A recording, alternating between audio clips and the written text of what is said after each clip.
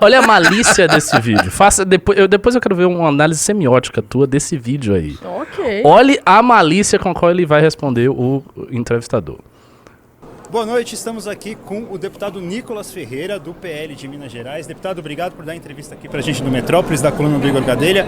Quero começar perguntando como que o senhor está vendo essa eleição hoje. O Hugo Motta deve ser eleito presidente da Câmara. A gente teve outros candidatos, né, mas que dificilmente vão conseguir fazer frente. Como que o senhor está vendo isso, essa eleição novamente tão majoritária na Câmara dos Deputados? Sim. Olha, a minha decisão passou pela decisão do Bolsonaro.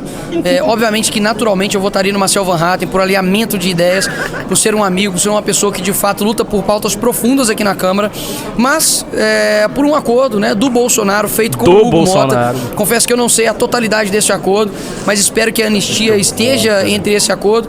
Optei por seguir a orientação do presidente Bolsonaro, que inclusive também anos anteriores também já foi sozinho, né, candidato à presidência da Câmara, fez um discurso. Acho que já eu também concordo. Já. Tá não, né? deixa até o final, Isso aqui. Ele parece estar bem enrolado. Não, ele está enrolando muito bem. Deixa até o final, eu quero ver. Essência, mas que nesse momento, né, teve uma mudança de posicionamento e vou confiar. Eu sempre falo que quem confia nunca erra. Quem erra é quem quebra a confiança. Então espero de verdade que, independente de quem vença aqui as eleições hoje, que faça uma presidência voltada para... Professor Ricardo e Glenda, eu tô tendo um retorninho aqui. Não, agora parou. Tá. Queria primeiro saber opiniões de vocês para ver o que vocês acham. Depois eu vou dar a minha o que eu acho e tentar contextualizar com outro caso. Bom, cara, eu vou começar a falar desse vídeo. Eu assisti esse vídeo, acho que tem o quê? Uns 2 dias atrás. Uma coisa assim, tem pouco tempo. Eu achei esse vídeo uma pérola de inteligência política. E vou dizer... a Glenda tá aqui. Por quê? Não parece tão inteligente. Lógico que é. Tem vários... Não é um enrolation. É um enrolation, mas é um enrolation bem feito. Porque tem vários elementos ali que a gente tem que destacar. Primeiro, ele enfatiza muito que o acordo é do Bolsonaro. O que é um fato. E o fato do Bolsonaro ter feito esse acordo é algo que sempre estremece um pouco as bases do bolsonarismo. Porque a gente não pode esquecer que o bolsonarismo é essencialmente uma força revolucionária. Ele não gosta de ver os seus fazendo acordos com forças políticas estabelecidas. Então, quando você tem um cara que faz o acordo com alguém do centrão, isso tende a ser mal visto por essa base. É bom lembrar que quando o Bolsonaro assume, lá atrás, no início do mandato dele, qual era o mote da época? O mote era atacar o Rodrigo Maia. Na época era o Rodrigo Maia ainda o presidente da Câmara. O Rodrigo Maia era atacadíssimo pelos bolsonaristas. Foi muito atacado mesmo na época. A gente cobriu tudo isso. E eles atacavam justamente tendo como base questões ideológicas. Não, porque o Rodrigo Maia é um comunista, porque ele não sei o quê, blá, blá, blá, esses argumentos que eles levantam. Então, o fato do Nicolas ter enfatizado muito isso já mostra que ele, colocou ali a bucha para o Bolsonaro. Segundo, ele fala no final, quem confia não erra, quem segue o líder aí não erra. Mas eu teria votado no Marcel Van Hatten, porque ele tem convergência de ideias, não sei o quê. Ele poderia não ter falado, ele poderia só ter dito, não, eu votei aqui de acordo... Da reta, né? Exatamente, e ainda disse que teria votado no Van Hatten, porque tem muitas convergências de ideias e tal. Terceiro elemento, ele joga ali uma dúvida, porque ele diz, olha, não sei o que foi acordado, não sei, ele não está entrando no mérito do acordo, ele está jogando uma dúvida ali, será que foi acordada a anistia, será que não foi acordada a anistia, o que eles conversaram aí, aí a coisa do Bolsonaro entre eles, eu não participei, eu estou apenas seguindo o capitão. Então ele fez um discurso todo em que ele se exime completamente da responsabilidade, ele passa uma imagem para a base dele de um cara ideologicamente alinhado, que teria votado no Van Hatten, caso ele pudesse fazer isso, sem descumprir aí a ordem do Bolsonaro, e ainda coloca uma pimentinha ali, uma dúvida, né? O que rolou neste acordo entre Bolsonaro e Centrão? Será que está a anistia dentro desse acordo ou não tem nada a ver? Então, assim, ele jogou vários elementos e fez isso muito bem, e a resposta é muito clara, e ele, assim, muito articulado. Então, sim, a baita nota entrevista. 10, então. Nota 10, inteligência política, é o que eu tô dizendo. Mas e o contexto, qual é? É que eu acho, Antes de tudo, deixa eu ver aquelas pessoas. Temos 700 pessoas ao vivo. Por favor, deem like na live para essa live chegar a mais pessoas. E é o seguinte, professor, tem mais um elemento ali que o senhor perdeu nessa fala do Nicolas, que foi... além dele tirar o dele da reta, ele meio que colocou já uma linha quase de enfrentamento ao Bolsonaro. Coisa que ele nunca fez. De enfrentamento? Tu acha isso? Explico Isso por aí quê. você tá indo um pouco além, mas vá. Diga. Então eu explico por quê, daí você vê se você concorda ou não. O Nicolas, ele nunca deu bola dividida com nada sobre a direita, além da gente. Ele nunca brigou com os lados da direita. Ele nunca entra pra ter algum desgaste. Quando aconteceu o negócio com o Marçal, ele começou um desgaste com o Bolsonaro, ele tirou o pé. Ele tirou o pé no desgaste. Ele foi fazer campanha para os candidatos bolsonaristas aqui no Paraná e tal. Então ali ficou um clima estranho, mas ele tirou o pé.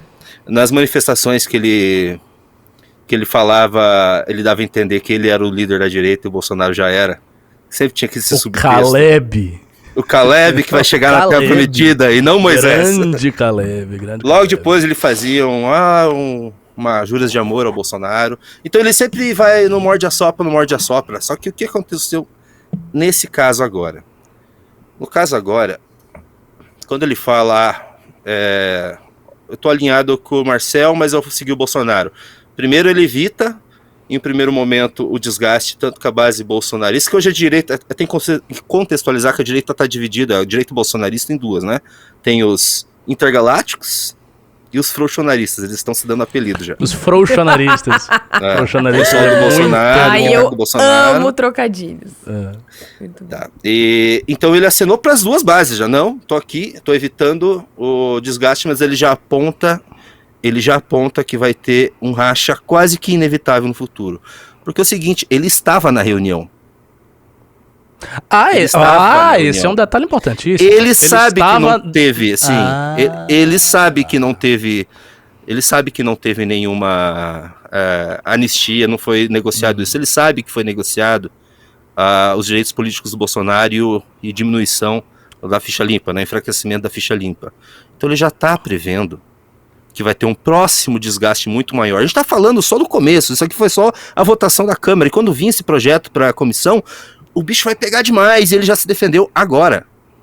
Mas eu vou dizer uma coisa, vou dar uma opinião aqui sobre o bolsonarismo e sobre a força que o Bolsonaro ainda tem, que eu acho que é o principal ponto contencioso. Quando eu discuto, só para te contextualizar, pra você entender, a gente tem vários debates aqui, eu e o Junito, porque o Junito acha que o Bolsonaro é coisa do passado, que ele não vai ter essa força toda, que tem muita gente para substituí-lo e que no frigir dos ovos, assim, ele não vai ser mais o líder grande, imperador da direita. Eu acho que não, eu acho que ele tem muita força ainda. Para mim, todos os indícios apontam que ele vai continuar sendo o grande líder da direita. O bolsonarismo, tu quer dizer? O próprio Jair, ele, a figura dele. Depois você vai botar a sua colher pra dizer se você acha ou não acha. Okay. Mas eu acho que ele vai sim, eu acho que ele continua. E acho isso por um motivo.